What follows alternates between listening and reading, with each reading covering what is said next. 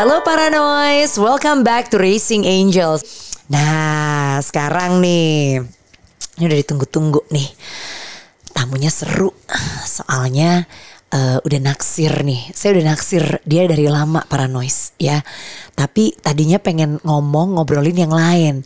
Tapi ternyata beliau juga ya orang tua juga, punya seorang anak laki-laki usia 11 tahun. Dan beliau ini adalah seorang ibu tunggal tuh ya. Udah ibu tunggal, punya anak-anaknya laki umur 11. Dan teman saya ini sering sekali memproklamirkan dan sharing bahwa beliau ini adalah seorang janda merdeka.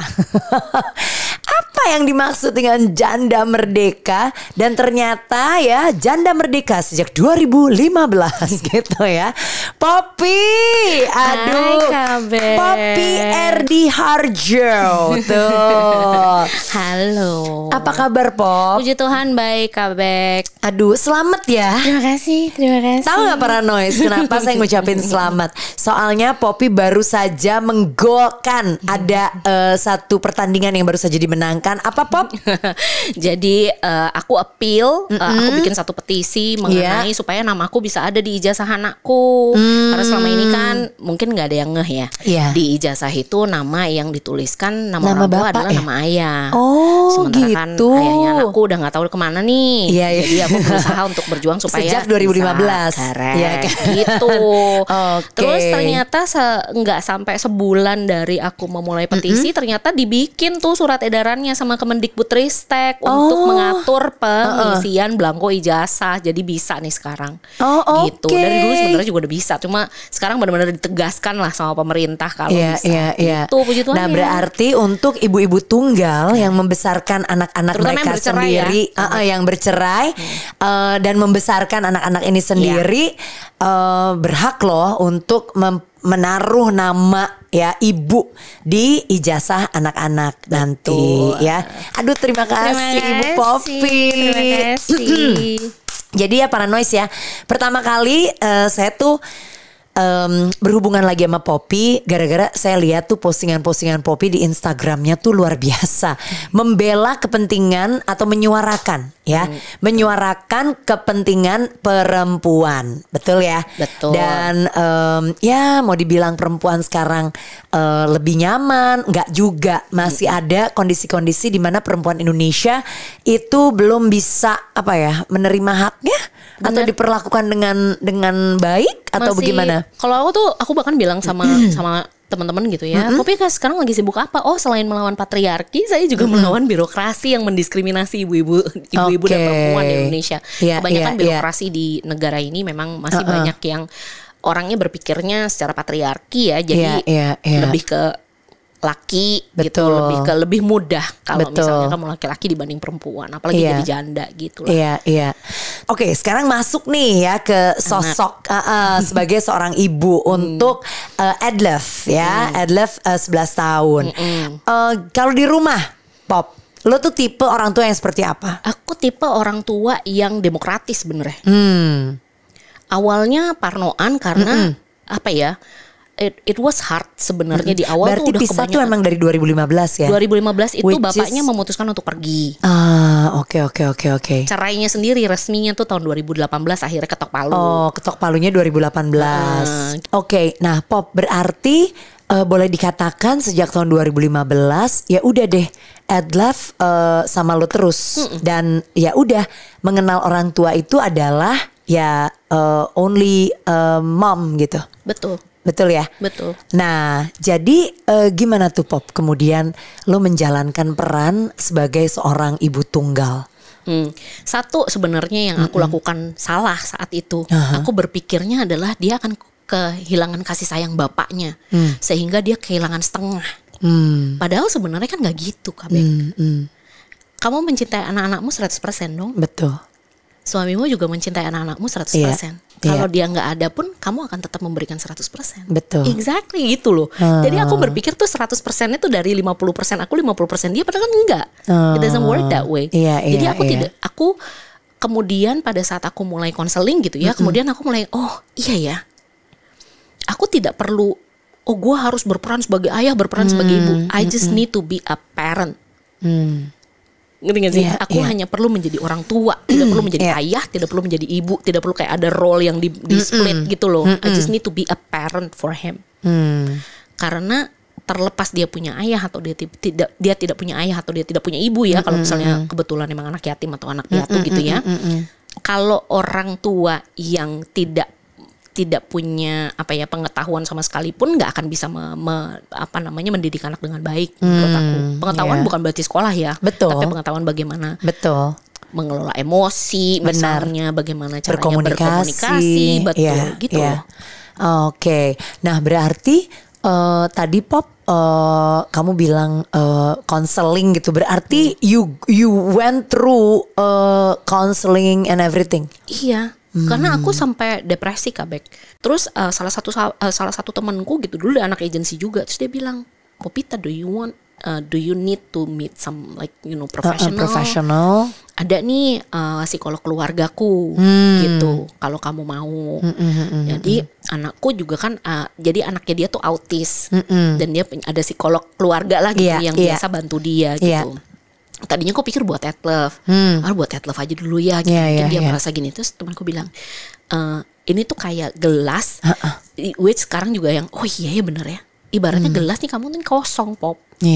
You cannot help Etlef dengan gelasmu yang kosong ini. Kamu mau bagikan apa ke dia kalau gelasmu sendiri kosong? Lo kan harus menuangkan ke gelasnya Etlef, ya kan? Gitu. Jadi kamunya perlu memastikan kalau kamu overflow. It's your abundance dulu, baru kamu bisa membagikan ke orang-orang, termasuk ke anakmu, gitu. Jadi iya ya, udah. Terus aku nggak mikirnya Etlef karena guru TK-nya tuh sempat reach out ke aku bilang kalau Etlef berubah di sekolah. Padahal di rumah dia biasa-biasa aja Kak Bek, tapi ternyata di sekolah dia pemarah, jadi pemarah. Pemarahnya kalau misalnya setiap hari Senin nih, kan teman-teman cerita, aku weekend kesini sama papa mama aku, nah dia marah tuh. Dan gurunya sampai bilang, Etlef kan mereka cuma lagi cerita. Terus dia jadi bohong.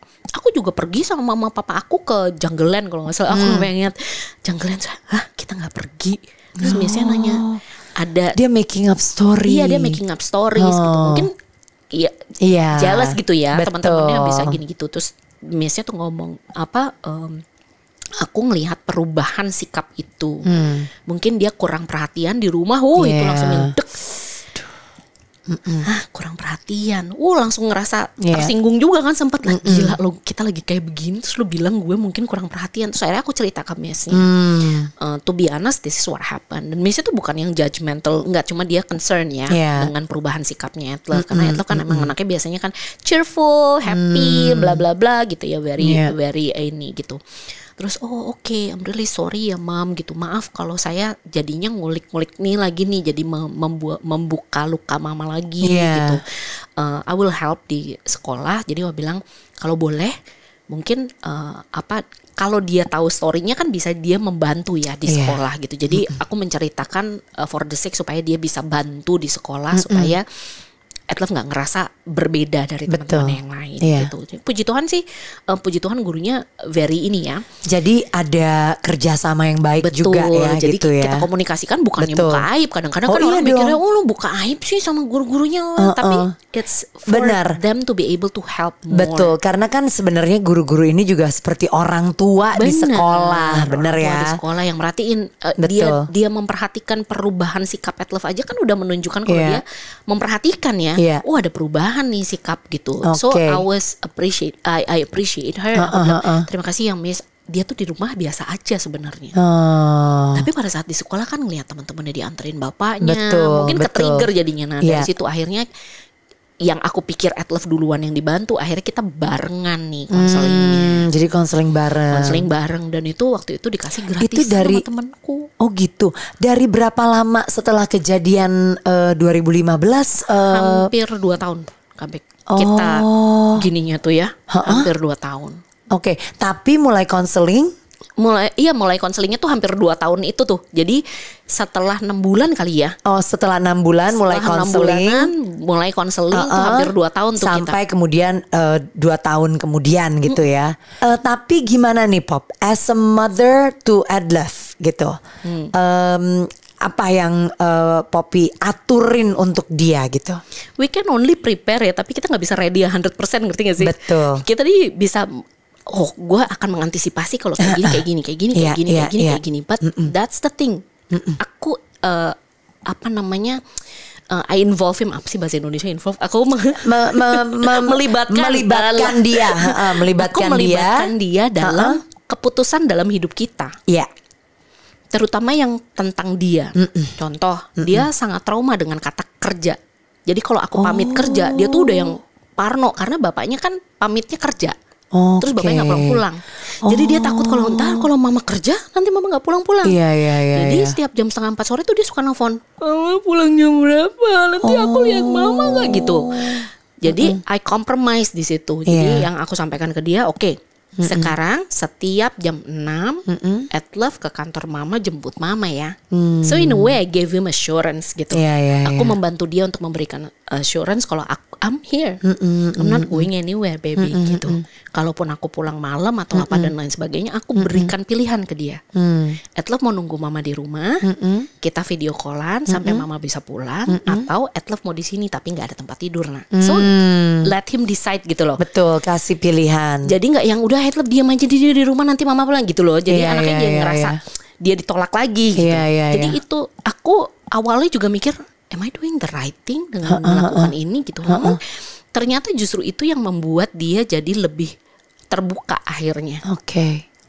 Apa yang dia rasakan, apa yang kesedihannya dia, atau apa gitu ya. Pop, tapi lu pinter banget loh. Apa tuh? Mas, ini the way you explain to me gitu ya, apa yang lo lakuin kepada Love gitu, itu menurut aku gitu, it's a brilliant thing to do gitu. Itu dapat dari mana, Pop? Belajar dari mana? Atau dapat masukan dari mana? Atau secara natural pada akhirnya itu keluar sendiri? I shut everybody out pada saat kejadian ini. So dengan konseling aku berusaha untuk mengurai apa yang ada di dalam. Setelah itu research Kabek. Research, all kinds of research. Gimana cara ngasih tahu anak pada saat bapak pergi. Nggak cuma satu source doang ya. Berbagai source. We're not supposed to speak on their behalf. Papa tuh sebenarnya sayang sama kamu, tapi papa gitu, ngerti nggak? Kan betul. No, I cannot. Aku nggak bisa ngomong gitu kan, aku nggak tahu apa yang ada di kepalanya dia. Jadi lo ngomongnya gimana? Aku balikin lagi ke bapaknya, tanggung jawabnya. Jadi tapi aku fokuskan ke apa yang bisa aku lakukan bersamanya, bersama Edla. Dan kamu ngomong apa yang kamu tahu. Correct. Jadi lu jangan kasih janji atau lu jangan bikin-bikin seolah-olah your dad is a good person, tapi dia just make a. Jadi anak lu jadi bingung kan? Kalau orang yang baik aja bisa berbuat seperti ini, kalau orang yang jahat kayak gimana? You're not giving him a good example of yang baik dan buruk tuh seperti apa. Anaknya nanti malah jadi bingung. Gitu. I don't want him to think bapaknya jahat, but I also don't want him to think kalau bapaknya orang yang baik. That's up to him. Karena apa yang dia lakukan ya mestinya nggak baik. Itu nggak baik gitu. Betul. Maksudku perselingkuhan itu kan bukan kesalahan atau kekhilafan, Kabek. Itu adalah perencanaan menurut aku. Bagaimana caranya supaya bini gue nggak tahu bagaimana caranya supaya gini. Itu kan perencanaan, lo ada perencanaan di situ. Gitu. Jadi buatku pada saat dia kemudian pergi itu adalah keputusannya dia. Terlepas mungkin ada kontribusiku di situ, tapi itu keputusan lo untuk pergi, untuk berselingkuh itu keputusan lo, untuk pergi itu keputusan lo. It has nothing to do with me. Ada beberapa pilihan, tapi lo memilihnya yang itu gitu. Ada beberapa pilihan di mana salah satunya adalah kita ngomong kita udah nggak cocok, mari kita berpisah, kan selesai. Tapi dia mencari jalan yang ribet gitu justru. Selingkuh di belakang, ketahuan, terus habis itu dia kabur gitu, kan ribet malah. Gitu loh. Nah, Pop, berarti waktu lo harus jadi ibu untuk, jadi orang tua ya. Jadi orang tua untuk Love. Sebenarnya saat itu kan juga lo tuh terluka ya. Terluka. Apa yang paling lo jagain gitu? Dalam arti, ya tadi kan lo udah share, Poppy udah share ini lo yang dilakukan, kayak misalnya segala sesuatu yang dikomunikasikan gitu. Tapi apa Pop yang paling Poppy perhatiin dari Love gitu loh? dalam ya situasi yang ya boleh dibilang unfortunate, I will choose a unique this unique moment gitu. Jadi Etlef tuh selalu berusaha untuk terlihat happy depan aku. Some of it mungkin karena dia melihat aku begitu sedih, kelihatannya sedih gitu ya. Terlepas kita senyum gitu ya, tapi dia bisa melihat bahasa tubuh gitu dan lain sebagainya. He sensed it. Benar. Sampai suatu hari aku nggak tahu ya itu lagi acara apa ya.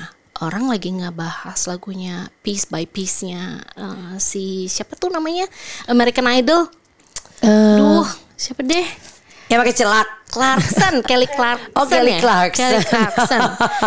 Lagi pada nonton itu kan. Terus aku lihat videonya, terus aku tiba-tiba aku nangis gitu. Karena kan itu kan menceritakan soal bapaknya yang pergi kan. Soal bapaknya yang pergi terus datang-datang minta duit sama dia apa segala macam. Oh, ternyata ada harganya ya untuk lu menyayangi gue gitu. Tuh aku nangis tuh. Terus aku masuk ke kamar, "Mama, you okay?" Dengerin cerita lengkapnya cuma di aplikasi Noise. Download Noise sekarang di App Store atau Play Store.